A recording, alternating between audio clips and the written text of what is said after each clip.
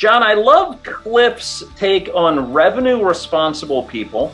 I also love his take on problem-centric methodology versus product-centric methodology. I learned an awful lot in this conversation. Yeah, absolutely. Today we're sitting down with Cliff McDonald, the managing partner and founder of BrainHeart Growth, where they really work with companies on their strategy and growth.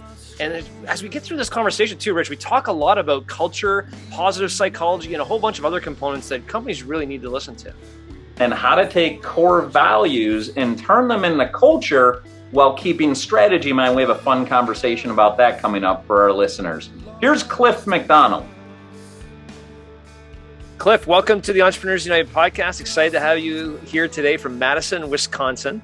And you are the managing partner and founder of BrainHeart Growth. Want to dive a little bit deeper into that. But before we do that, can you bring us back through a little bit of your upbringing, your entrepreneurial roots, and how you came to found BrainHeart Growth to begin with? Yes, thank you, John. It's great to be here and really appreciate your willingness to have me here. So thanks for the opportunity. So I've got a very odd, non-traditional path. Madison, Wisconsin is indeed home and has been since 2004 and absolutely love it here. I grew up in the Northeast, so I'm very proud of my heritage. I come from working class, blue collar people in Boston. My dad is one of 9 from South Boston, and my mom grew up in the Boston suburbs. And my parents were both first-time college students from their respective families, and they met at the University of New Hampshire in the late 60s, where my dad was captain of the football team. My dad went there on an athletic scholarship, and he met my mom. And they missed the family planning class in 1969 because they had not 1 but 2 children as undergrads. So my sister and I, Irish twins, as they call it, 13 months apart. So so that's where I'm from, and I'm proud of where I'm from. I was a decent student and a decent athlete. I grew up in a town called Melrose, which is just on the kind of a northern suburb, the last stop on the Orange Line in Boston. And coming out of high school, I had some opportunities really that were given from athletics. I had a few scholarships. I was a football player and a wrestler. And I went on a recruiting trip up to Dartmouth College in Hanover, New Hampshire. And I just kind of clicked, and I was like, this is my place. It just felt right. Looking back, John, my environment growing up was a lot more kind of urban and volatile than I realized at the time. You only know one world, and Hanover, New Hampshire is quiet, really quiet, and you're kind of out in the woods, and something about that appealed to me. I didn't know at the time how much it appealed to me. So anyway, I ended up going there. Undergrad, I was a psych major. I struggled a little bit early, was not prepared for Ivy League curriculum coming from my public high school. So I got the humility that I needed freshman fall with a 1.8 grade point average on an engineering track. That engineering thing ended quickly. I'm very good quantitatively, but that was not the right path for me. But I took an intro psych class and I loved it. And I loved it because I related it to 2 things: my family, and my family is a very unique, wonderful family with some unique family components. Every family has that. And also my athletic teams. I had been on some really good teams, and I had been on some really bad teams. And I think I intuitively understood that the secret was how the humans are engaging with each other. And the study of human behavior was fascinating to me. So I really liked that. And I figured out how to be a decent student. I was a B student. Athletically, things worked out really well. I was part of a turnaround there. My team won 2 games my freshman year. Then we won 5 games my sophomore year. And my junior and senior year, we won Ivy League football championships. And I was a 3-year starter and a pretty good player on those teams. But most of all, what Dartmouth did is it exposed me to a much bigger world, and that I never could have imagined, and some amazing people. So my career path, if I had really followed my heart, John, I would have been a football coach. Yep. But my dad grew up really poor. My dad shared a room with 4 brothers, grew up literally in a 3-flat loving family. But my dad had what we've come to learn is a scarcity mindset. So a real focus, and scarcity in my world is the opposite of abundance. And a focus on, what you don't have a little bit more than what you do have. And just this kind of constant fight, right, to make sure that I get what we need. And the messages that you receive as a child they're reinforcing that we don't have what other people have. We don't have, and my dad had some I would say some mild kind of anger with social class issues, and kind of like he could never get out of the hood. So I think that my job is to go make money, right? Because of those messages. So I don't follow my heart. Brain heart growth exists for a reason, that name. Uh-huh. So where do you go to make money? I ended up going to Wall Street, which is where I started my career, which was wonderful. I learned a ton, learned the capital markets, got the Series 763 licenses. A friend of mine's father that I went to Dartmouth with literally gave me a job. and that was the first of many gifts that I've received from people that want to help other people in the professional world. But I figured out after a while there that it wasn't really a tremendous sense of purpose. And I didn't feel like I was solving big problems or creating or adding value. And again, not kind of knowing what that emptiness was, I just felt like this isn't my thing. So in the mid 90s, I left and I tried some entrepreneurial stuff for the first time. It didn't work out, got humbled again. But that ended up getting me into the tech space, which was wonderful. And I was in tech from 97 to 04. And I went through a really exciting time in tech, kind of in the Fortune 1000 world. And this is, John, the first time that I really realized being revenue responsible, sales, right? Being revenue responsible enables you to have tremendous positive impact. And something clicked where I was like, okay, my company has all of these assets that we can share with other people and with other companies. And I didn't know it at the time, but it's like, okay, let's leverage our balance sheet and share it. And this is abundance, right? And share that with these other organizations. And something kind of clicked, like this is about teaching, coaching, helping, right? In a revenue responsible role. And I really enjoyed that. And I was pretty good at it. The companies I worked for had things that, they were tremendous efficiency and productivity tools. So right place at the right time a little bit. I went through an IPO with a company, which was a fascinating experience. Made a little bit of money and really enjoyed business for the first time. Anyway, my last job, and I'm getting home here to how this thing started. My last job in the corporate world was with a big, slow-moving, bureaucratic telecommunications company called Sprint, which is now part of T-Mobile. Yep. And I was recruited. One of many mistakes that I've made of not following my heart. I kind of knew that wasn't the right home for me. But they threw a nice package at me, and again, the money thing, and I was like, oh, wow, this is really attractive. So I took that job, kind of not trusting my heart. Immediately upon arrival, I realized it wasn't the place for me. It wasn't dynamic. It wasn't creative. It was a kind of a 9 to 5, punch the clock kind of environment, almost a sales prevention environment, right? People would be really quick to find reasons why we couldn't do deals. So anyway, 2004, I left the corporate world.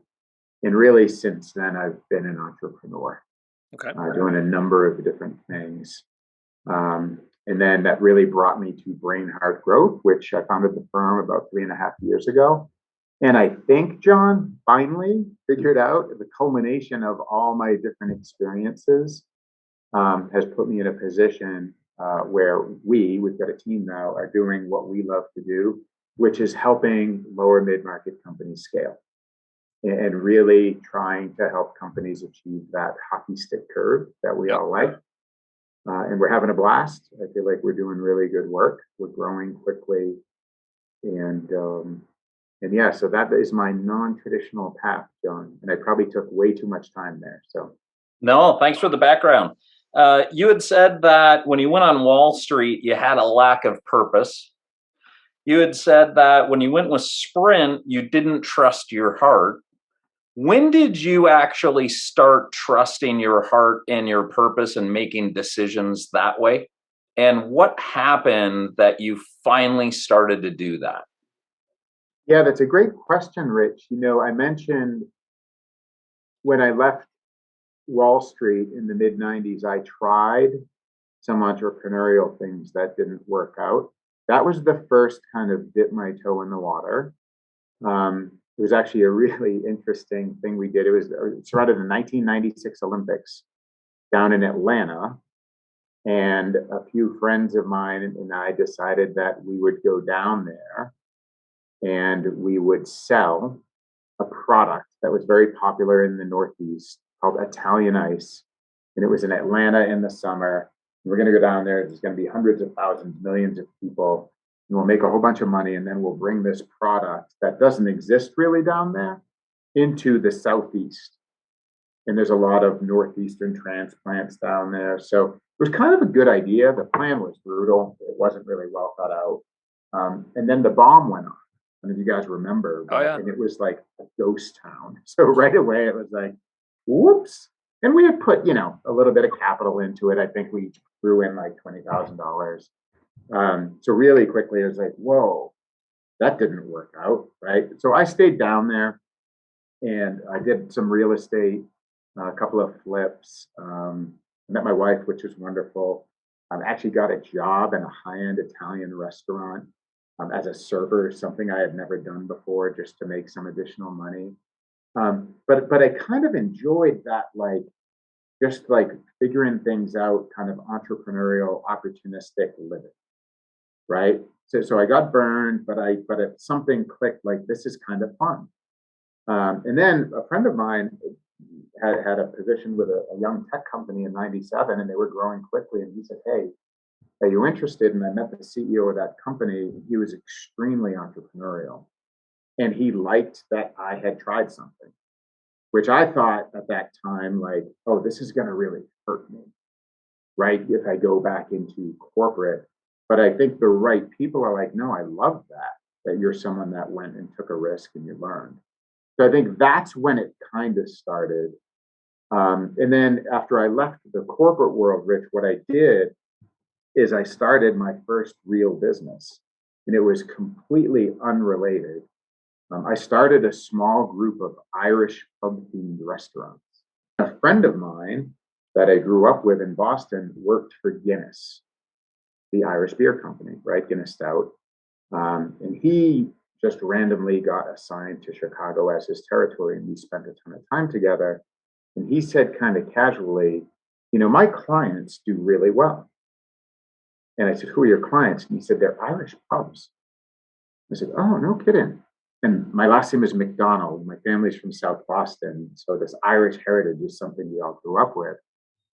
And I said, I just finished my MBA. I want to do something creative. They're like, could I open one of these? And he said, absolutely. I've got the blueprint. So we looked at Madison, didn't have an Irish pub. You guys know out east in big cities, they're everywhere, right? And they're fun. And it's a cool brand. So I wrote a business plan. We found a location right across the street from the state capitol building in downtown Madison. We created a brand called Broca, which is Gaelic for Badger Den. Get at the Wisconsin Badgers. And the bank, a traditional lending bank, agreed to loan us $700,000. Nice. And we went to work, and we made so many mistakes, but it worked. It became like, a $2.5 million business top line pretty quickly, one location. And so then we expanded, and we went to Milwaukee and opened another one, and then we opened another one in Madison as well. So it became like a $5 million brand that I created and made a ton of mistakes, but that was so fun. And what we did really well, if you ask anyone that was a part of that initial brand, in the building of that, in the delivery and the service, we had an unbelievable culture. And people loved working there. So, other than being in an unbelievable culture, what did you do to create that other entrepreneurs could take a lesson from? What were the behavioral, actionable things you did to create the culture you were known by? yeah, thanks, Rich. So, my favorite business quote ever is Peter Drucker: culture eats strategy for breakfast.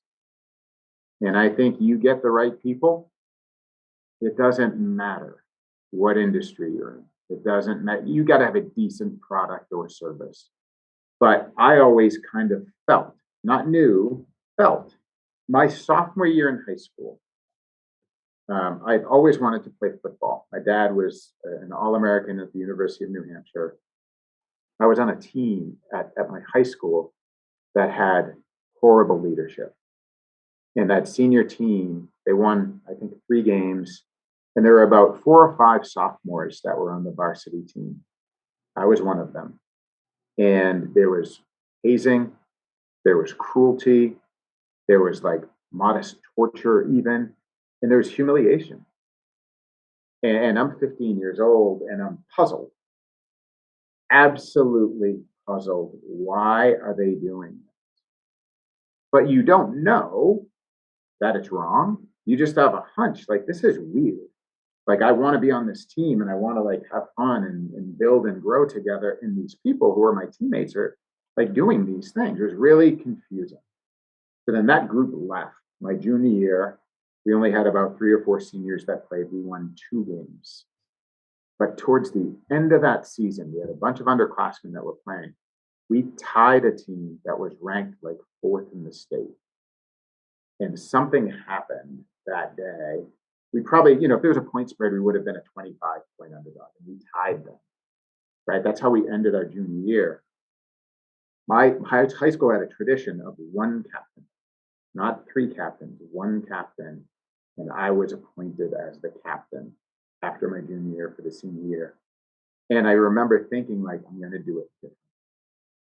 And we got everyone together, including all the underclassmen. We had off-season weight training, conditioning, etc. And I knew, because I had been the recipient of love, tremendous love from my dad, from my family, from other good coaches in other sports. And I knew, like, you got to love these kids up, the underclassmen. Like, we got to nurture them. We got to bring them along. None of this hazing crap. That's just so stupid. And it worked. So my senior year, remember, we were 2-8 my junior year. We were picked to come in 6th in our conference. And with that, I think they're underestimating us a little bit. First game of the year. So I'm an athlete. I'm a jock. I'm sounding like one here, but bear with me. A good story. First game of the year, we're playing the number 3 ranked team in the state. Again, probably a 20, 25-point underdog, and we beat them 21-20. And it was like, who is this team from Melrose? Right? And then we won our next game, and our next game, and our next game. And we started that season 7-0. And we were ranked 1st in the state. And we had a great culture. And when I went back, I go back to Melrose all the time, and I got the best compliment ever from these kids who are a couple years behind me. And they said, Cliff, when you were the captain of our team senior year, like, you were strong, you were physical, you were a great player, you worked hard, like all of these things, but you were also so nice and kind. And like, we felt safe and comfortable, and like, we hope we can be like these guys someday. And I think, Rich, and I don't want to sound like I'm bragging or anything like that, because I didn't even know what I was really doing, but I think we changed the culture. And that program has been unbelievable, and they've got great people running that program. And at Dartmouth, we had the same thing. We had a turnaround.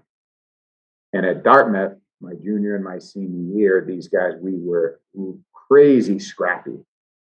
Our coach recruited non-traditional Ivy League kids, right? We had a lot of kids that were not, the traditional Ivy League student athlete was white, right? High income, right? From these kind of, we've all seen this, right? Not a ton of diversity. And my coach, Buddy Stevens, who's an unbelievable guy, he recruited different types of kids, and we were super, super scrappy, just relentless. And it worked. And we took great pride in that, right? So, John, we started BrainHeart Growth to help create that hockey stick curve revenue thing. We're good at that. Go-to-market strategy, sales coaching, sales training. We even help with our network to get good meetings, right? And to fill the top of our funnel. But what we do is changing. And we're starting to do more work with core values and defining our core values and making sure that those core values, I say a dangerous gap is aspirational core values and authentic core values. Yeah. So first off, before we go off the football stories, it reminds me there's a really good book that I love subscribing to, which is Change the Culture, Change the Game, which is kind of exactly when you said we changed the culture, and you subscribe to this quote, the culture eats strategy for breakfast. Well, wait a minute, BrainHeart Growth on your site here, on your LinkedIn page, right? Is like, hey, we're strategy and growth consultant. And really, if I had to frame it a little bit differently, I would say culture is a part of your strategy. So I'm not so sure culture eats strategy for breakfast personally. I think strategy is the end all be all of everything, but your number one thing in your strategy needs to be your why, your culture, your core values, what you're doing. So I just want to get in a little philosophical debate with you here, because I'm not so sure I like that quote, that culture eats strategy for breakfast. I think part of strategy is culture. I'm curious as to what you guys think. Rich, what are your thoughts? And Cliff, I mean, do you agree with that, or can I get you off this quote, or do you want to stick to it? I think they're independent. I think it's like saying apples eat oranges for breakfast. And it's like, huh? Like apples don't actually eat. I think culture needs to be defined. I like, Cliff, where you were going is the beginning of defining culture is core values. One of the places that I find companies stop at is they define core values, but they don't define the behaviors associated with core values. I also line up with what you said, John, which is the why, particularly initially the why of the managing partners, the founder, the CEO, president. That needs to be clear. But then there's a further why that can be created with those who are employed by the business that contributes to the culture, is caring for the why of more than just the person at the top. I think that's a whole conversation in and of itself. Separate from that, I think is strategy, which is the allocation of scarce resources. And how resources are allocated, I think, is a separate conversation from culture, although it needs to be bound by being supportive of the culture. I think that's a slightly separate conversation. So sorry for the long answer, but that would be my elaboration on it, is I don't think the quote actually makes sense, because culture doesn't actually eat anything, and neither do oranges. I like it. So I think where you're going, John. So you remember I was kind of an accidental psychology major, right? Yep. And then I went back and did the MBA. One of our core values, so BrainHeart Growth, we have 5 core values. One of them is lifelong learners. The others are authentic, transparent, compassionate, and committed. So I'm a lifelong learner. All of our teammates are lifelong learners. I've gone back to school twice in the past few years. I'm 52 years old, by the way. And I did a graduate certificate at the University of Pennsylvania in positive psychology. So John, you're talking about Simon Sinek, right? Like what is your why, right? He's great. Positive psychology is the scientific study of what goes right in life. Mm-hmm. It's a new field. It's really only about 20 years old, right? And I also studied digital marketing. I just committed to a PhD program in business psychology, right? So, John, I think you're progressive. Peter Drucker, I think this was in the 70s and 80s, probably. He was kind of like the first OB guy, organizational behavior, management theory, right? John, I think what you're saying is that I think we'll all eventually come to this point where remember when we thought strategy didn't include culture? Bingo. which is crazy. Like, remember when we used to smoke on airplanes? Yeah. Right? It's like, what? Yeah, it is. It is the base of everything. I believe that 100%. Right? But I think there's still a lot of people that don't value. No, I know there are. They don't value culture, and they're almost even blind to it. Yeah. Right? And I'll take it a step further too, Cliff. Like, and I love what you just said. That's a great way of putting it, which is, Rich, you define strategy. And I think you asked one of our guests in a prior episode, please define strategy for me. What does it mean as the allocation of scarce resources? I'm good with that.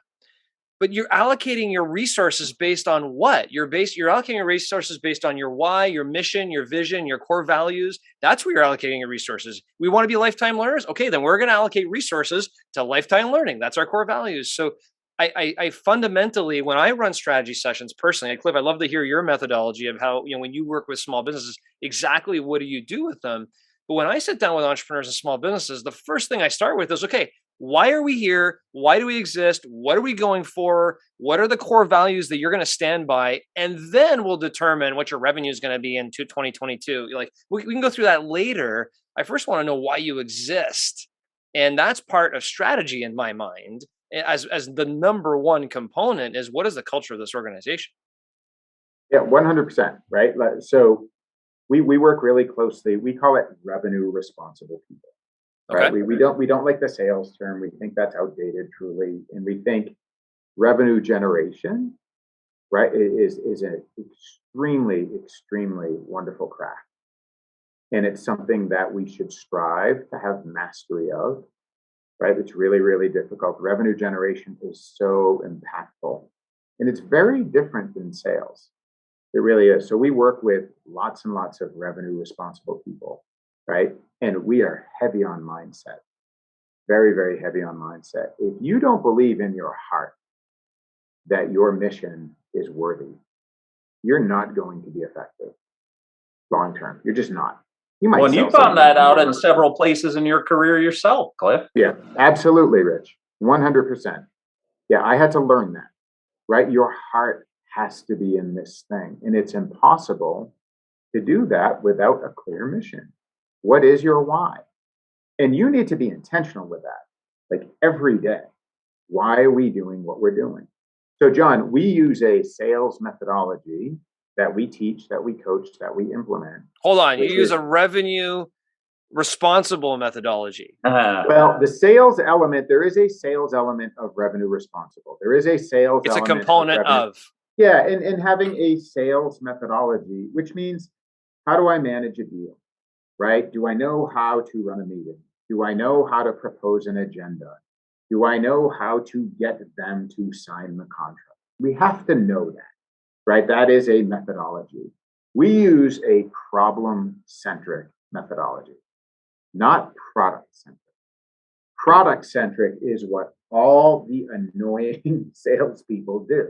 And it's me-focused, it's egocentric, it's people who are worried about how much money they're going to make, about hitting quota, about going to President's Club. They talk more than they listen. That eventually is going to be something we also say, remember when. Yep. Problem-centric is tied with being mission-based. What problems do we solve? And we want these problems to be big. So big means they're correlated with revenue, productivity, employee morale, turnover, brand strength. Those are good problems to solve. So the problem-centric approach and the mission and the why are all related, right?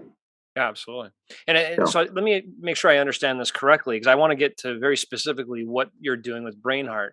What I think I'm capturing from you is BrainHeart started off as a revenue responsible growth strategist for companies. Let us help you figure out what this thing is called revenue responsibility, grow your businesses, be able to scale your companies and everything else. And as you dove into that, and I'm curious as to maybe some examples you can give us, but as you dove into that, you came to maybe a realization yourself as well that through your experiences in life, you've learned how important culture is. And it's hard to be revenue responsible if the culture is going this way.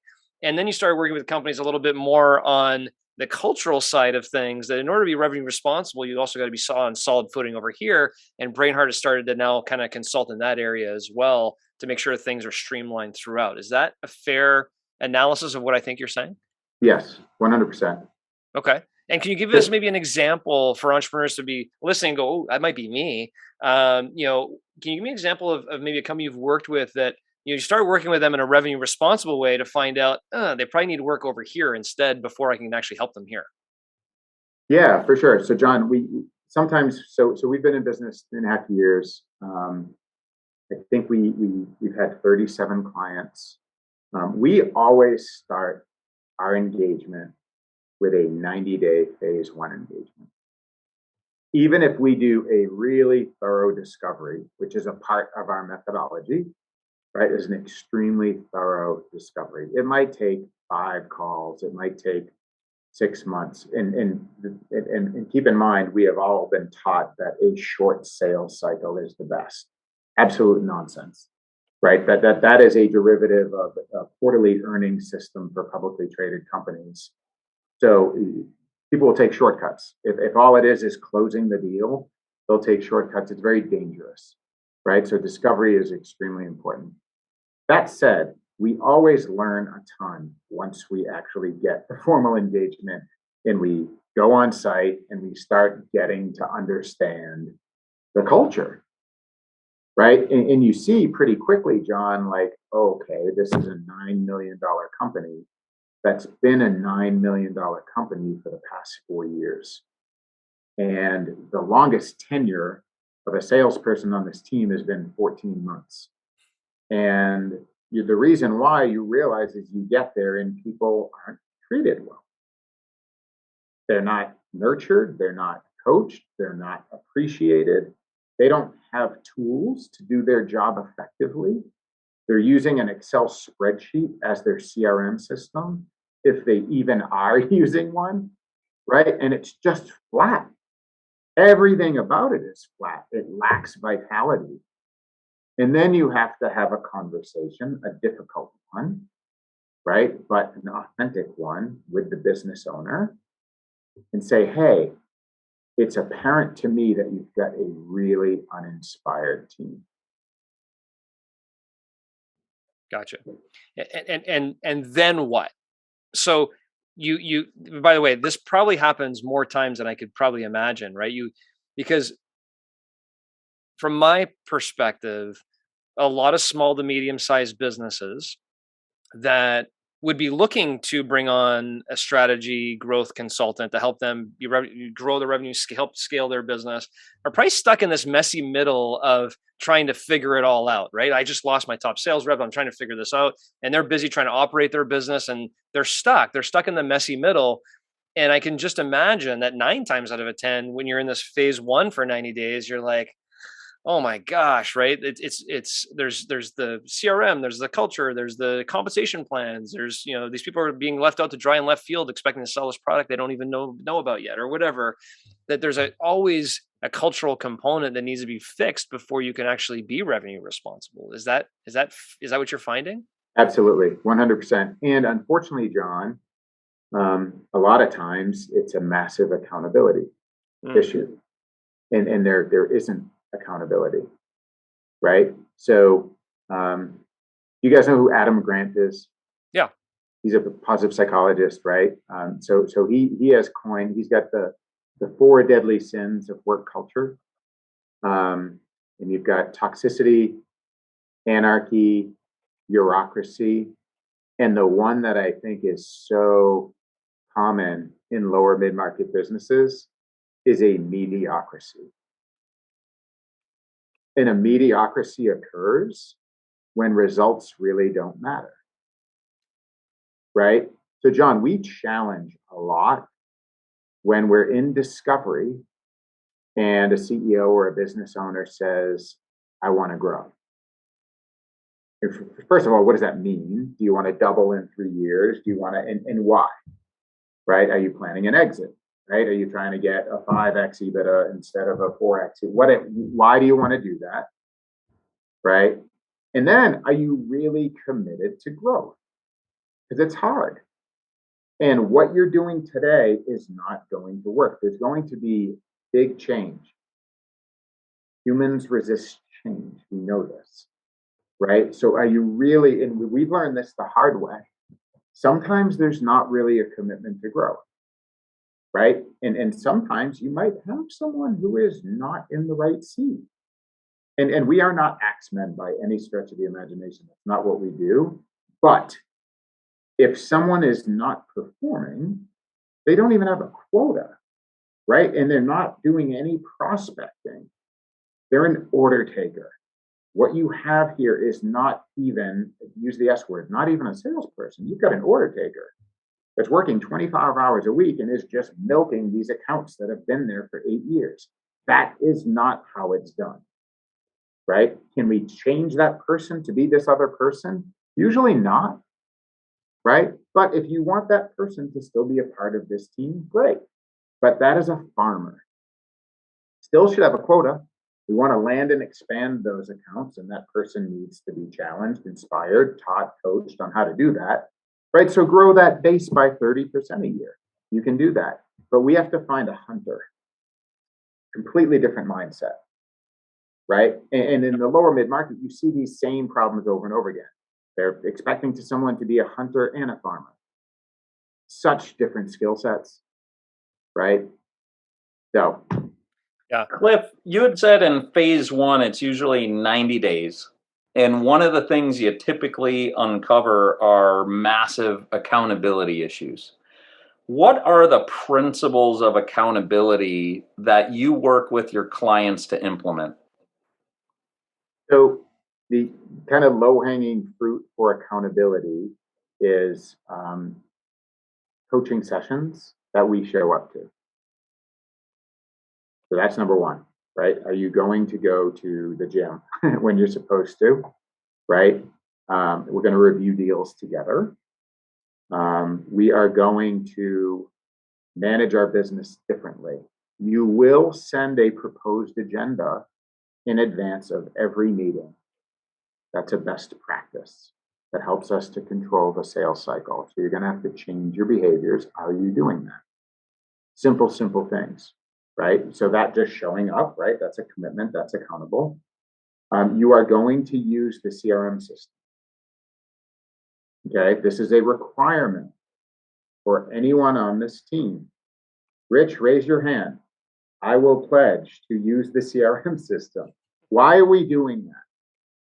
We're doing that, Rich, because this is not Rich's deal. That is nonsense. This is an opportunity for this organization. And if you're not here next week, we have to know about this business as much as we can. And that needs to live in a system that is owned by this entity, not by Rich. Okay, that is a basic ask. Can we do that? Yes. Okay, so there's two accountability things at bare minimum, right? But that's progress. And you do this in a way, I might sound terse or cold here, but you do this in a way that's inspiring. Hey, we're getting better. And people want to do better. They do. They're in a funk typically because they haven't had coaching. They haven't had accountability. Everyone wants that. Then, Rich, you build off of that, you have a quota, right? What can we agree that we're going to produce for the company together? And that's it. So growing up in the Fortune 1000 world, Wall Street, finance, tech, like I was just used to all these things. Like, of course you have a quota. Of course you have coaching. Of course you have training. Lower mid-market, typically, you don't see many of these simple things that are kind of the foundational principles of effective revenue generation. So I heard three things there. One would be coaching sessions. And you had a few principles behind that, like having an agenda and reviewing performance. The other one I heard... And showing up. Yeah. But yeah, having coaching sessions and being present. The other one I heard, my words, not yours, but really reestablishing expectations. The expectation you role played there was using the CRM, but there's an element of accountability that's reestablishing expectations. And then the other one is having goals, and that would be quotas. And there may be other goals involved. Is that accurate recap on just kind of the buckets that you start to look at with people around accountability is coaching sessions, expectation setting, and goal setting? Yeah, Rich, I've never packaged it the way you just did, but it sounds good and I might use it. Ah, okay. Are there other examples that you can review with us where accountability falls down? For example, a goal is set, a goal is missed.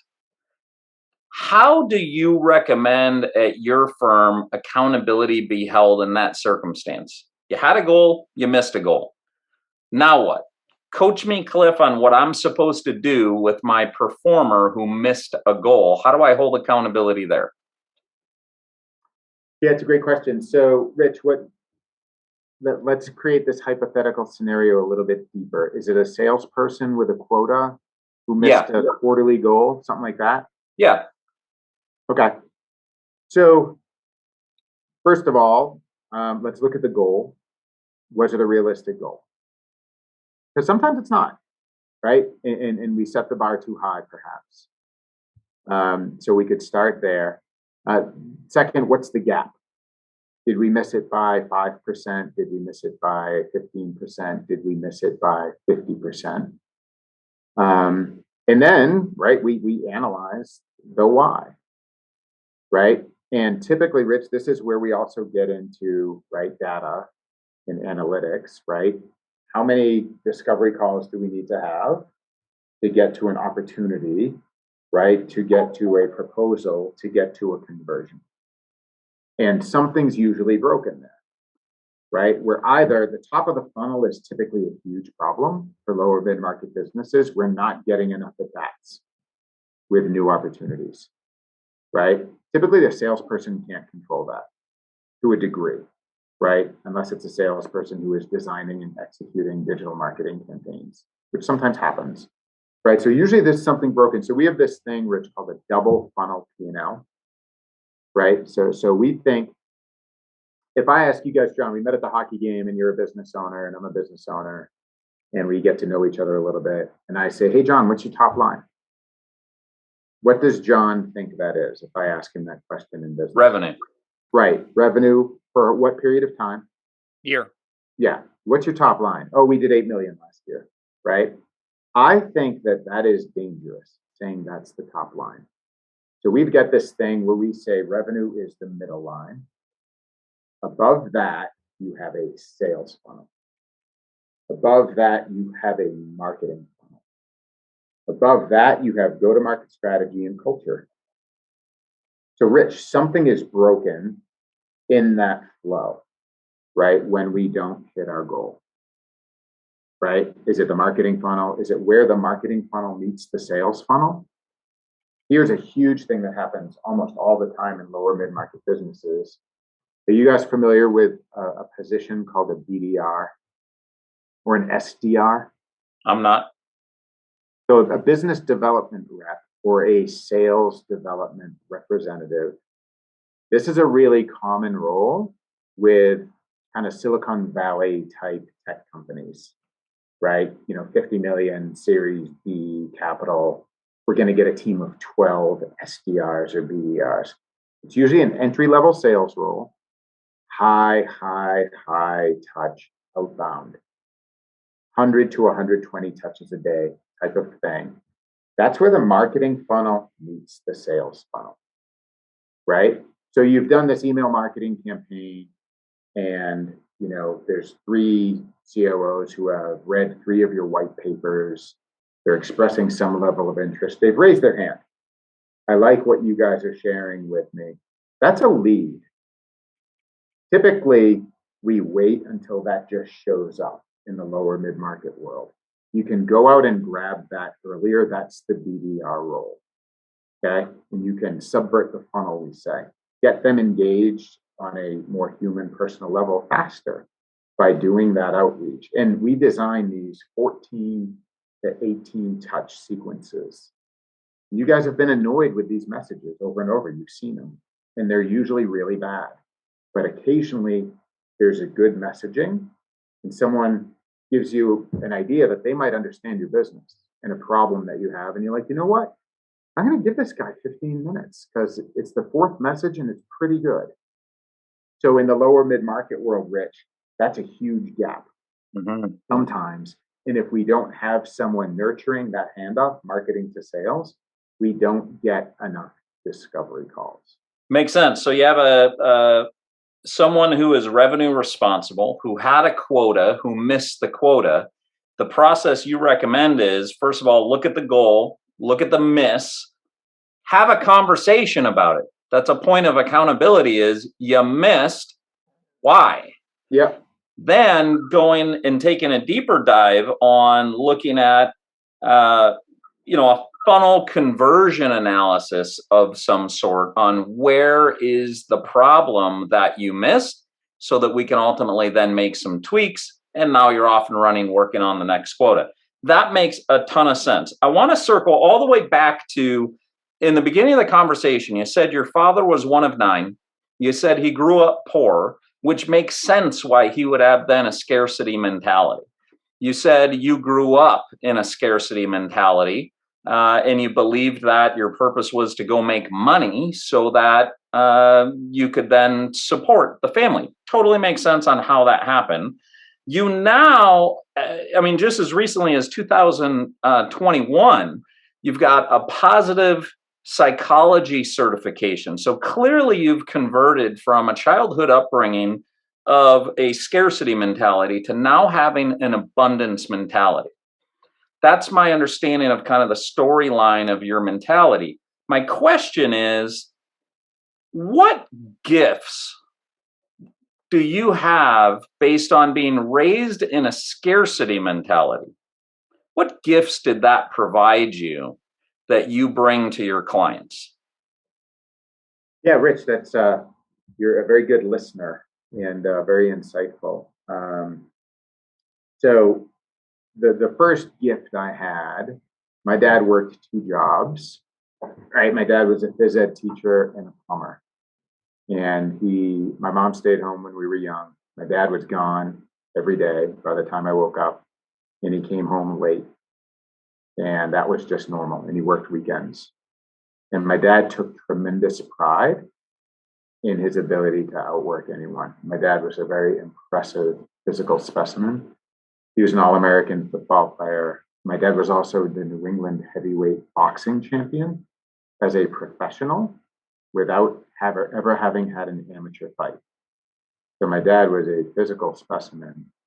So, Rick, the work ethic, right? And I am not an amazing gifted athlete, but I had a lot of success. I was a really good wrestler.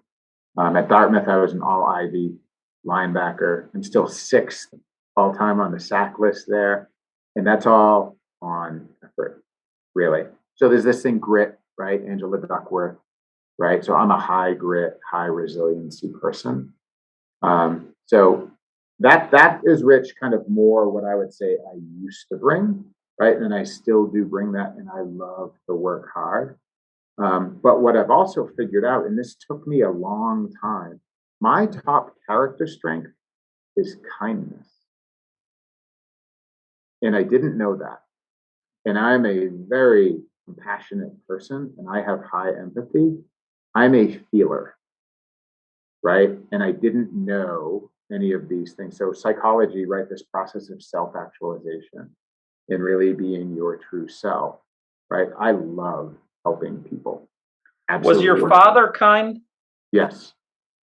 So yes. You picked up both this insatiable appetite to work hard while being kind. And interestingly, that's what got reflected back to you about your senior year, about how you were a leader with others, that you worked incredibly hard and you were kind and you created a culture of safety.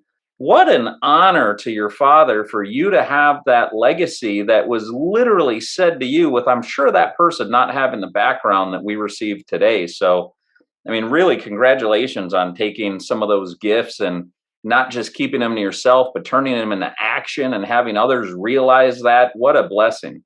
And this conversation has been terrific and much appreciated. We really thank you for coming on, Cliff. Well, thank you, Rich, and I love that. Thank you so much. My dad was my hero, my idol. I lost my dad in 2004, and that's a whole different story. And that had a real significant impact on me. So you choosing to say that I am honoring my father, that hits me hard in a good place. So thank you so much. That's terrific. Thank you. And if people want more of you or they want more of your company, how would they go about that? Sure. Just I'm on LinkedIn. We've got a website. I'm pretty easy to find. So yeah, and I always love meeting new people, love meeting business owners and leaders. So, and Rich, you're right down in Iowa, so you and I aren't too far away. I'd love to meet you in person sometime too. We sure aren't. I'd love to do it. Thanks again for being on today, Cliff. It's great. Thanks, Cliff. Thank you, guys. Thanks, John. Appreciate it.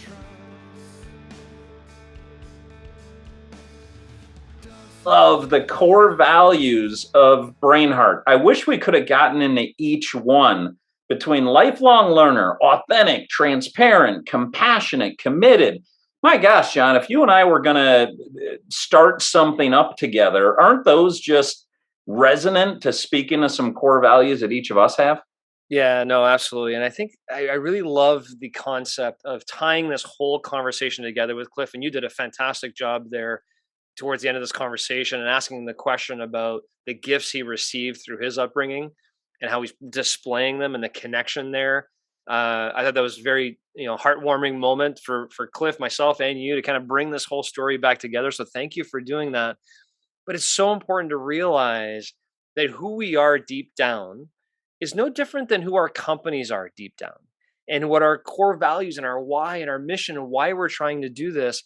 And what I love about Cliff and what I think he can bring to companies is that realization that when you're stuck, you've been a $9 million company for the last 4 years, you're trying to break out of it, you're trying to grow. Sometimes you do need that person who can come into your business and say, here's why you're stunted. Here's why you're not moving forward. And there's so many companies, Rich, that are stuck in that messy middle. Cliff seems like the perfect person to sit down with them and just analyze things from a holistic approach of what is really going on here. So I love his approach to that, maybe starting off as a revenue responsible growth focus, but I'm sure 9 times out of 10 with companies, it goes to a holistic view.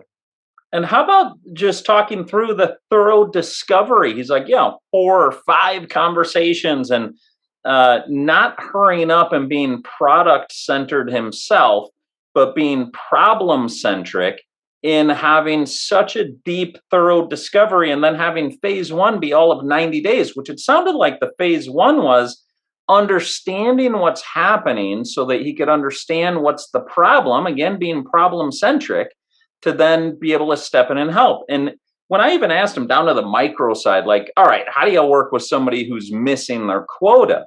I mean, he's even got a bit of a formula on that is resonant to how you and I were taught, 25 years ago. Yeah, absolutely.